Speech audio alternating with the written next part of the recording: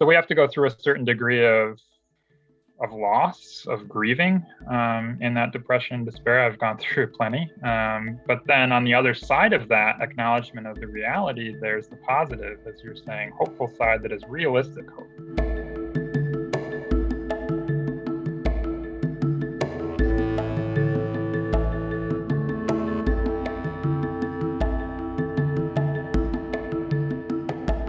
I think we're, as a civilization, in need of a process of grieving.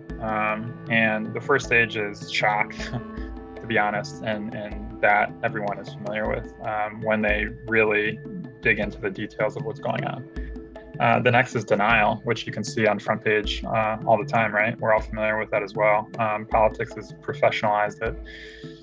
And then, you sort of get into stages like bargaining, which I think mainstream approaches to the environment are really good at, trying to come up with, again, quick fix solutions, market-based techno solutions to...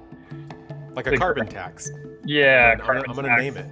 Yeah, exactly. And that's a coping strategy. It's effective in a very limited context, but it really doesn't help majority of people. And then as you move further and further down these cycles, you get to depression, which is an acknowledgement of the deep, you said, sort of despair of the dying of a world, because it's at that level. It's not the world, it's a world.